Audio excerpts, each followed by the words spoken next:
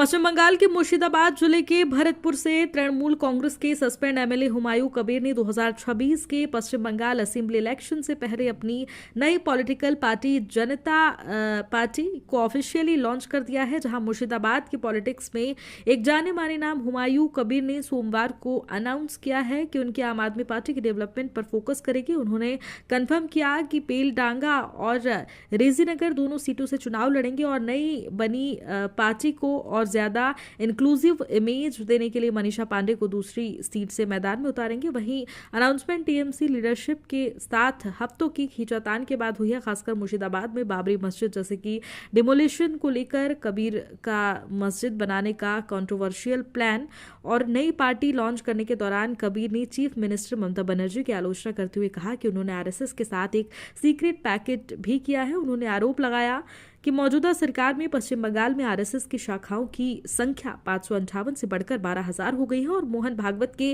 राज्य दौरे के लिए राज्य सरकार की इजाजत पर सवाल भी उठाया। वहीं हुमायूं कबीर जो पहले कांग्रेस और बीजेपी में काम कर चुके हैं, काफी पॉलिटिकल अनुभव भी रखते हैं, अब तीसरे मोर्चे के गठबंधन की संभावना भी तलाश रहे हैं। उन्होंने इशारा किया कि वह राज्य के मुस्लिम बहुल जिलों में एक संयुक्त मोर्चा बनाने के लिए असदुद्दीन ओवैसी के एआईएमआईएम के नेता एक्टिव बातचीत कर रहे हैं। इस कदम को सत्ताधारी टीएमसी के माइनॉरिटी वोट बैंक को चुनौती देने और बॉर्डर जिलों में बीजेपी की पोलराइजेशन की बातों का मुकाबला करने के लिए एक स्ट्रैटेजिक कोशिश के लिए तौर पर जो है उसे देखा जा रहा है।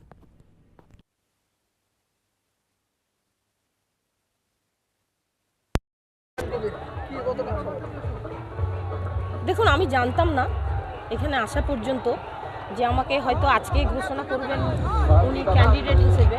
আমার এটা ধারণা ছিল না। ওনার সঙ্গে কাজ করতে চেয়েছিলাম, সংগঠন করতে চেয়েছিলাম, সেই উনি আমাকে বলেছিলেন। তাই জন্য আমি কালকে ডিসিশন নিয়ে আজকে আমি এখানে এসেছি। তো উনি এখন ঘোষণা করেছেন, সুতরাং ময়দানে নামলে তো ফাইট করতেই হবে।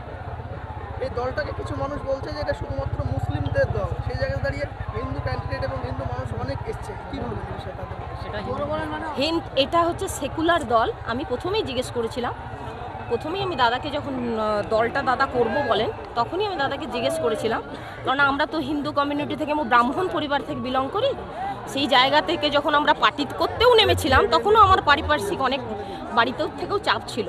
তার মধ্যে দাদার একটা দল, সবাই আপনি যে কোশ্চেনটা আমাকে করলেন যে এটা মুসলিম দল সবাই বলছে, সেখানে হিন্দু মহিলারা, কিন্তু আমি দাদাকে জিজ্ঞেস করেছিলাম, একমাত্র হিন্দু সেকুলার দল বলে উনি আমাকে বলেছিলেন এবং সেটাই করেছেন উনি। হ্যাঁ, সেই জন্যই আমি এই দলে এসেছি ওনার প্রতি। হ্যাঁ, আমি মুর্শিদাবাদ জেলায় দীর্ঘদিন ধরে, ধরুন একটা সময় যখন মহিলা তৃণমূল কংগ্রেসে কেউ ছিল না, সেই সময় আমি মুর্শিদাবাদ জেলায় ছাত্র পরিষদের মেন্টার ছিলাম। আমি মুর্শিদাবাদ জেলার যুব তৃণমূল কংগ্রেসের জেনারেল সেক্রেটারি ছিলাম। আমি মুর্শিদাবাদ জেলার মাদারের জেনারেল সেক্রেটারি ছিলাম। আমি মুর্শিদাবাদ আইএনটিটিউসির সাব ডিভিশনাল সেক্রেটারি ছিলাম।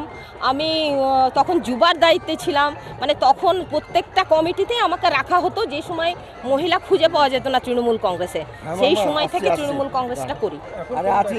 আমি এখন মুর্শিদাবাদ জেলা তৃণমূল কংগ্রেসের লাস্ট যে কমিটি ঘোষণা হয়েছিল তাতে আমি মুর্শিদাবাদ জেলা সেক্রেটারি হিসেবে আছি। মহিলা না, মাদারেরই সেক্রেটারি, যেটা সাউনি সিংহ রায়ের কমিটি ছিল সভাপতি হিসেবে, সেই কমিটিতেও আমি এখনো মুর্শিদাবাদ জেলা সেক্রেটারি, মহিলা না মাদারেরই সেক্রেটারি হিসেবে ছিলাম। আগামী দিনে তাহলে মুর্শিদাবাদ কেন্দ্র থেকে আপনি বিধানসভায় দাঁড়াবেন? আমি বলিনি, আমি জানতামও না। ঠিক আছে, আমি দীর্ঘদিন ধরে তৃণমূল কংগ্রেসে ধরুন অপমানিত, অসম্মানিত যারা এখন বর্তমান দায়িত্বে আছেন তাদের দ্বারা হয়ে আমি বাড়িতেই ছিলাম। কিন্তু আমাকে হুমায়ুনদা বললেন কি, তুমি তো রাজনীতি ভালোবাসো এবং রাজনীতি তোমার নেশা, এসো না আবার একসঙ্গে সবাই মিলে দলটা করি। আমি তখন বলেছিলাম যে সবাই বলছে মুর্শিদাবাদে আপনার দল মুসলিম দল, কিন্তু উনি বললেন না, আমি সবাইকে নিয়ে দল করব, সবার সাথে। মুর্শিদাবাদবাসী তো শুধুমাত্র মুসলিম নেই, মুর্শিদাবাদবাসী এখানে হিন্দু, মুসলিম, শিখ, ইসাই, জৈন সর্বধর্মের মানুষ বাস করেন। সুতরাং সবাইকে নিয়েই আমার দল এবং সবাইকে নিয়েই একসঙ্গে চলবো, এবং তোমাদের মতো মানুষ যারা দীর্ঘদিন ধরে রাজনীতি করেছো তাদেরকে আমার দরকার।